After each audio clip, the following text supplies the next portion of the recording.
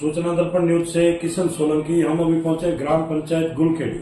गुलखेड़ी के जो वर्तमान सरपंच है दौलतराम जी मीणा, उनसे हमारी खास मुलाकात है और मुलाकात में ये जानेंगे कि ग्राम पंचायत के ऐसे क्या मुद्दे हैं जिनको इन्होंने सफल करवाया है, जैसे शिक्षा के प्रति और पेयजल के प्रति ग्राम पंचायत में क्या क्या विकास हुआ है। इस मुद्दों से जानकारी लेंगे सरपंच साहब से। सरपंच साहब नमस्कार। नमस्कार सर। सरपंच साहब, सबसे पहले आप अपना एक राजनीतिक परिचय बताइए कि आपने राजनीति में कब से एंट्री मारी है? राजनीति में तो सर जो हमारा ये 2020 में चुनाव हुआ है जी, यहाँ से ही है। पहले हम कोई राजनीति में नहीं थे जी। हमारे गुरु पहले हम कैलाश जी के नजदीकी हैं, वहाँ पे उनसे मिलना होता था, जाना होता था जी। जब भी उनके चुनाव में कोई जरूरत पड़ती है तो उनके लिए काम करते थे। बिल्कुल बिल्कुल। कुल मिला के सरपंच साहब ये मान सकते हैं कि आपके जो राजनीतिक गुरु है वो कैलाश जी है, क्योंकि उनसे आपको इसकी दशा मिली है। हाँ, उन्होंने इसकी दशा में मिली है। बिल्कुल बिल्कुल। फिर उसके बाद में हमारी एसटी की सीट आई है ग्राम पंचायत गुलखेड़ी में जी। हमने ग्राम वालों से चर्चा की है, ग्राम पंचायत वालों से चर्चा की है जी। सभी ने हमें आश्वासन दिया कि आप खड़े हो, हम आपको वोट करेंगे। बिल्कुल बिल्कुल। गांव वालों ने, पंचायत वालों का बहुत बहुत धन्यवाद जी कि मुझे इतने ज्यादा मतों से जिताया है।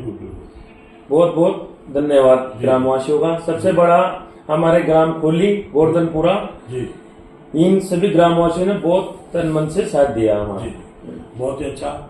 कि तो सरपंच साहब बात करते हैं अपन एक शिक्षा की, जो कि आप एक पढ़े लिखे हैं, ऊर्जावान हैं, हर तरीके से परिपूर्ण है, तो एक शिक्षा के प्रति आपने अपनी ग्राम पंचायत पे कैसी नजर मारी? क्योंकि आज 4 साल का जो कार्यकाल है जो आपका निकल चुका है, कि वर्तमान में भाजपा की सरकार है, राजस्थान में 4 साल का कार्यकाल वो कांग्रेस की सरकार में निकला, तो कांग्रेस की सरकार में निकला, कांग्रेस के राज में क्या क्या विकास हुआ है और आज भाजपा की सरकार है राजस्थान में, इसमें क्या करवाना चाहेंगे और सरकार से क्या डिमांड करेंगे, और शिक्षा के प्रति आपने कैसा रुझान रहा अपनी ग्राम पंचायत? बिल्कुल सर, शिक्षा के प्रति सबसे पहले मैंने क्या है कि हमारा यहाँ पे ग्राम पंचायत मुख्यालय पे 12वीं तक स्कूल है जी। उसमें मैंने हमारे प्रिंसिपल साहब से मुलाकात की, प्रधानाध्यापकों से मुलाकात की, उनसे मैंने पूछा, समस्या जानी जी। तो उन्होंने मुझे समस्या बताई कि भाई हमारे स्कूल में ये समस्या ज्यादा कठिन है, ये है जी। तो मैंने उसका आगे प्रस्ताव लेके ग्राम पंचायत से और अपने प्रधान महोदय से मुलाकात करके कुछ पढ़ उनसे लिया, कुछ हमारी ग्राम पंचायत ने दिया, दोनों को मिलाकर हमने वहाँ पे 2 बड़े हॉल बनाए, कमरे, ताकि बच्चों को बैठने में बहुत दिक्कत आती थी, क्योंकि कक्षाएं उसमें 3 हॉल है पहले के, उसमें अच्छी तरह से संचालित नहीं होती थी। 1 से 5वीं तक हमारा वो जो नीचे स्कूल है उसमें संचालित थी, बाकी 5वीं से 8वीं तक हमारे मुख्यालय यहाँ ऊपर स्कूल है बड़ा, उसमें संचालित होती थी। तो अब उन कमरों से हमारे स्कूल को बहुत बहुत ज्यादा लाभ हुआ है, क्योंकि उस स्कूल में प्रधानाचार्य कुछ वहाँ रहते थे, कुछ यहाँ रहते थे, तो समस्याएं पैदा होती थी। तो अब सारे उसी एक ही स्कूल में आ गए, सारी कक्षाएं वहाँ संचालित होने लग जाएगी अब, तो बच्चों को भी बहुत फायदा, हमारे टीचरों को भी बहुत फायदा। तो वो हमने हॉल बनवाए, स्कूल में हमने टीन सेट करवाए, ट्यूबवेल लगवाई है, पौधे लगवाए हैं, और जो भी स्कूल के लायक हमने हमारे बच्चों के लिए अच्छा शौचालय बनवाया है, और उसी ग्राम पंचायत मुख्यालय के स्कूल पे बाउंड्री करवाई है, नाला था उसके अंदर नाला बनवाया, मतलब विद्यालय को ऐसा कर दिया हमने कि आप कभी भी विजिट करना तो आप विद्यालय की दशा देखोगे तो आपको लगेगा कि विद्यालय में काम हुआ है। फिर हमने और जो हमारे स्कूल थे ग्राम पंचायत के 1 से 5वीं तक के, हमारा एक उचावदा में स्कूल है, सभी स्कूलों में जो भी वहाँ की समस्या थी, पानी की समस्या थी, कुछ इंटरलॉकिंग की थी, मैदान की थी, हमने जाकर जितना भी ज्यादा हो सका ज्यादा से ज्यादा मैंने शिक्षा के प्रति रुझान दिखाया है। जी, बहुत ही अच्छा। देखो, एक यह भी एक बहुत बड़ी सीख है, क्योंकि सरपंच साहब ने जो सुझाव दिया है कि शिक्षा के प्रति, क्योंकि पढ़े लिखे ऊर्जावान है, इनको पता है कि शिक्षा से क्या मिल सकता है, शिक्षा कहाँ तक ले जाएगी, तो इन्होंने शिक्षा पे बहुत अच्छा फोकस दिया ग्राम पंचायत में, कि शिक्षा से ही यहाँ के जो बच्चे हैं, गरीब है, वो सब पढ़ लिख के कुछ बनेंगे, कुछ अपना जीवन का जो पालन पोषण है वो कर सकते हैं, क्योंकि आज का युग ऐसा है कि शिक्षा के बिना कुछ नहीं है। तो सरपंच साहब, पेयजल की क्या स्थिति है ग्राम पंचायत में? क्योंकि हमने और कई ग्राम पंचायतों में देखा है कि पेयजल का जो जल स्तर है बहुत ही नीचा है और पानी की बहुत ज्यादा समस्या है। अपनी ग्राम पंचायत की क्या समस्या है?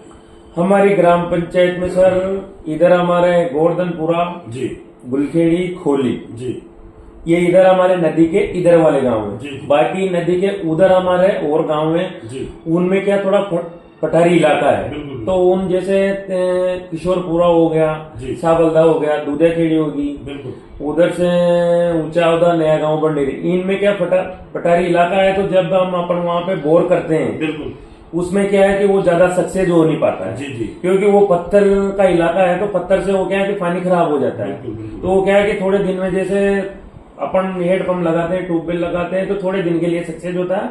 बाकी ऑटोमेटिक वो पानी में रेती जैसे आने लग जाती है, तो पानी पीने योग्य नहीं है। तो अब सरकार की योजना है हर घर जल नल योजना, इसका काम चालू है। तो ये है कि लोगों को शुद्ध पानी मिलेगा। टंकियां बन रही हैं, मैंने उनके लिए अच्छी जो हमारे टंकियां बनाने के लिए जगह आवंटित करा दी गई है। गांव में लाइन डल रही है, तो उनको बहुत अच्छा फायदा होगा। और इसके पहले जब जहाँ भी पानी की जरूरत पड़ी तो मैंने टंकियां बनवाई, उनके हेडपंप लगवाए हैं।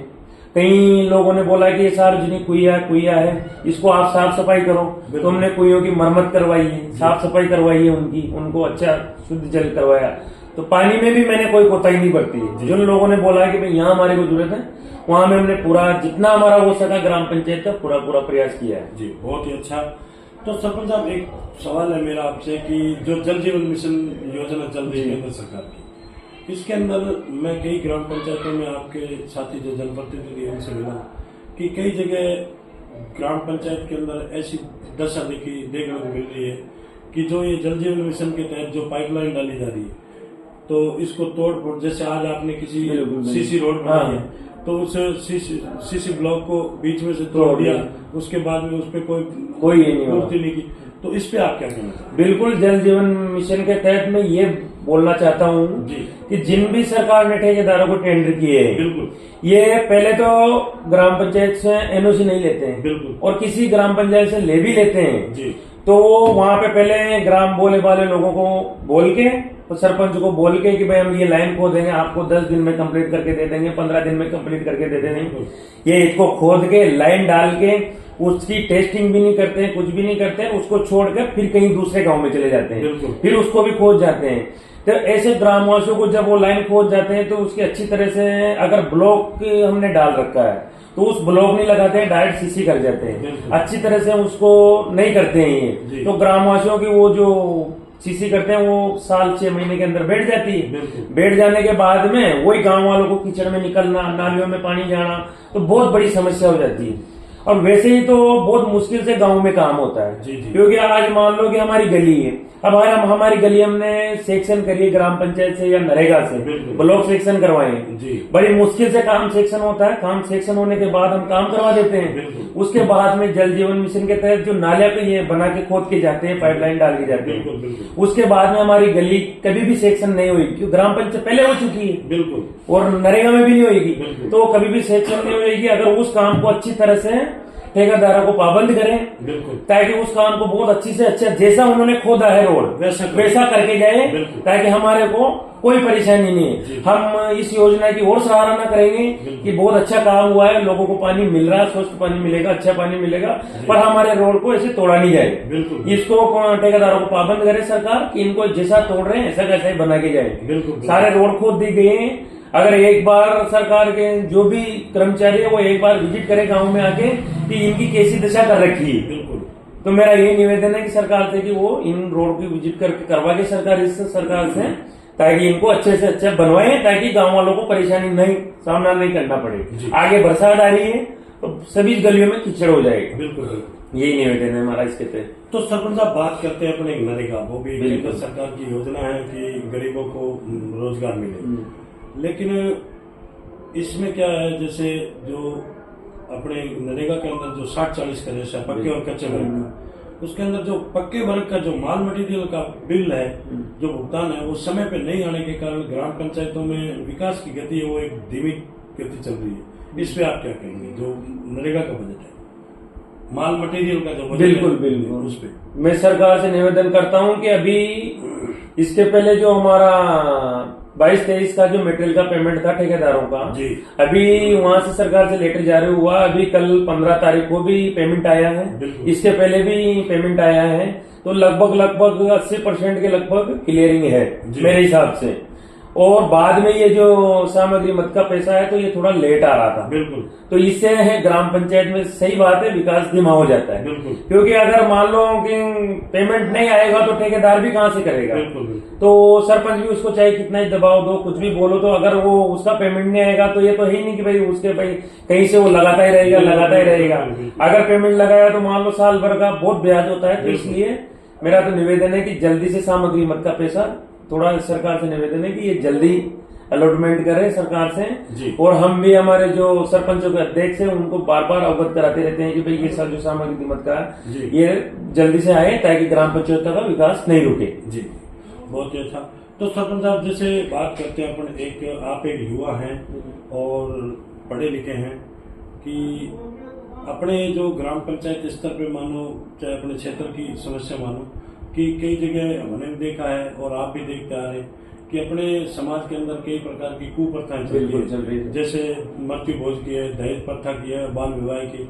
तो अगर ऐसे कंडीशन आपके सामने आती है तो आप क्या करेंगे? बिल्कुल सर, मेरे सामने ऐसी कंडीशन आती है तो मैं, क्योंकि जैसे ही गांव में जाता हूं, मैं इसी गांव में गया या और कोई मेरा अदर गांव में गया, ग्राम पंचायत के गांव में जाता हूं जी, तो मैं जब भी हम 5 लोग बैठते हैं या मेरे से चर्चा करते हैं, सरपंच गांव में जाता है तो बिल्कुल जनता बिल्कुल इकट्ठी हो ही जाती है। वो इकट्ठा होने के बाद में वहाँ यही बातें चलती है, तो हम भी उनको प्रेरित करते हैं कि भाई आप बिल्कुल एक तो नाबालिग विवाह ना करें, बिल्कुल, और एक अपनी जो मृत्यु भोज है इसपे मतलब लोगों का सोच ये है कि कोई लोग जैसे अपन मृत्यु भोज नहीं करेंगे तो अपन को बुरा बोलेंगे, बल्कि सरकार ने आदेश जारी किए हुए हैं कि मृत्यु भोज बिल्कुल सरकार ने बंद कर रखे थे, कांग्रेस सरकार में अभी भी आदेश जारी है, पटवारी को आदेश दे रखे हैं और सरपंचों को आदेश दे रखे हैं, ग्राम सेवक को आदेश दे रखे हैं कि भाई आप इन चीजों को रुकवाओ। बिल्कुल। तो जब भी हमारे सामने ऐसी कोई सिचुएशन आती है तो हम उनको पहले उनके घर जाके उनको समझा देते हैं कि भाई आप ऐसा काम मत करो,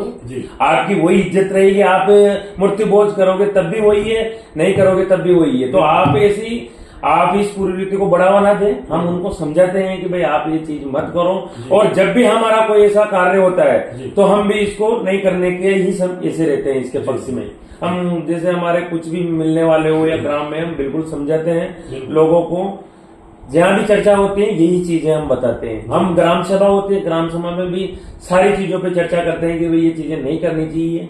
फिर देखो अब इतनी बड़ी ये है ग्राम पंचायत है, लोगों को समझा ही सकते हैं, और जब भी ऐसा कोई आता है तो हम बिल्कुल सरकार का भी साथ देते हैं और समझाने का पूरा प्रयास करेंगे बिल्कुल, और आगे भी बहुत करेंगे। जी, बहुत अच्छा।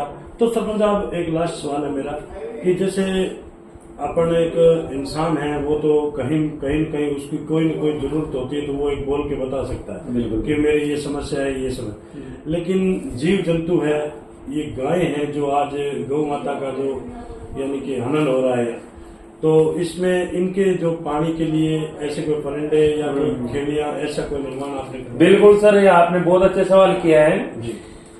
गायों के लिए सरकार ने जैसे अभी गौशाला के लिए बोला था, पर अभी तक बजट आवंटन नहीं हुआ मेरे हिसाब से। तो जहाँ भी ग्राम पंचायत से जहाँ भी चारागाह भूमि पड़ी थी बिल्कुल वहाँ पे हमने मतलब उसको खाली करवाया है, सबसे पहले तो उसको खाली करवाया है, अतिक्रमण हटवाया है। और जहाँ पे गौशाला के लिए जैसे रात को, अभी दिन में तो चली जाती है बल्कि जंगल में चली जाती है, और फिर रात को आती है तो खेतों का नुकसान होता है, वो बाहर रहती है, तो हमने जहाँ भी हमें चारागाह की भूमि वहाँ पे कुछ पत्थर की बाउंड्री करवा के उनके लिए व्यवस्था की है वहाँ रुकने की रात को। फिर उसी में हम जहाँ पे पानी की टंकियां कि भाई यहाँ से गाय निकलती है तो वहाँ पे हमने पानी की टंकियां बनाई है, उसमें पानी डलवाते हैं। जहाँ जंगल में गाय कि भाई यहाँ रुकती है, हमारे यहाँ पे एक मंदिर है वहाँ पानी की टंकी बनवाई, ट्यूबवेल लगवाई, ताकि मंदिर का भी काम हो गया बिल्कुल, जानवरों का भी काम हो गया। स्कूल में हमने परिंदे लगवाए पक्षियों के लिए ताकि उनको जल मिल सके। गर्मी का मौसम में 40-41 टेम्परेचर हो रहा है अभी, तो जब इंसान कोई दिक्कत आ रही है तो इंसान तो घर में आके बैठ जाएगा, जानवर कहाँ जाएंगे। बिल्कुल। तो मेरा सभी से, पब्लिक से, सरपंचों से, जनप्रतिनिधियों से निवेदन है कि इनके लिए आप काम जरूर करें। जानवर के लिए, पक्षी के लिए जितना भी हो सके आप इनके लिए जरूर काम करें। अपनी ग्राम पंचायत से, अपने ग्राम सेवक से, अपने विकास अधिकारी से बात करके आप जो भी बजट, जो भी सरकार का नियम है उसके अनुरूप आप काम करके कि टंकियां बनवाई, पानी की टंकियां, खेल कहीं बना दे, खेला में कोई ज्यादा पैसा नहीं लगता है, 2-4 हजार रुपए पानी की खेल बन जाती है, उसको कहीं से भी पानी की व्यवस्था कर दो, जानवर कहीं भी जाएगा पी लेगा बेचारा, तो उसको ये रहेगा। पक्षियों के लिए कर दे तो कहीं भी जंगलों में ऐसी कहीं लगे आपको तो वहां पे बिल्कुल टंकियां बनवाएं। हम भी कोशिश कर रहे हैं जी, तो ताकि अपन पानी पी रहे हैं तो जानवरों को भी बहुत जरूरत है। अगर जानवर जंगल में चल गया उसको पानी से मेरा मर जाएगा। तो मेरा यही निवेदन है पब्लिक से, ताकि इन पे भी बहुत ध्यान दे और हम भी ध्यान दे जी। बहुत ही अच्छा सरपंच साहब ने जैसे जनप्रतिनिधियों को, अधिकारियों को और ग्राम पंचायत और क्षेत्र की जनता को सबको जैसे मोटिवेट किया कि भाई ये कोई जरूरी नहीं होता कि जनप्रतिनिधि करेंगे, सरपंच करेंगे, अधिकारी करेंगे, ये कि किसी भी कोई प्रतिबंध नहीं है। आम जन को ये सुझाव है कि भाई जिससे भी जितनी भी मदद होती है वो करे, जितने भी पशु पक्षियों के लिए जो भी व्यवस्था करना चाहता है वो कर सकता है, क्योंकि ये एक बहुत ही बड़ा पुण्य का काम है कि जीव जंतु कभी बोल के नहीं बताएगा उसमें क्या गुजरी उसके साथ क्या बीत रही है, क्या तकलीफ है, वो कभी नहीं बोल के बताएगा। इंसान है वो तो हर तरीके से बोल सकता है, बता सकता है, अपना दुख जाहिर कर सकता है, लेकिन पशु पक्षी कुछ नहीं कर सकते। तो बहुत ही अच्छा सुझाव दिया सरपंच साहब ने। तो ये थी हमारी खास मुलाकात जो सरपंच साहब दौलतराम जी मीणा से सूचना दर्पण न्यूज के अंदर जो इन्होंने हमें समय दिया, इसके लिए बहुत बहुत धन्यवाद साहब। बहुत बहुत धन्यवाद सर, आप पधारे, बहुत बहुत धन्यवाद जी।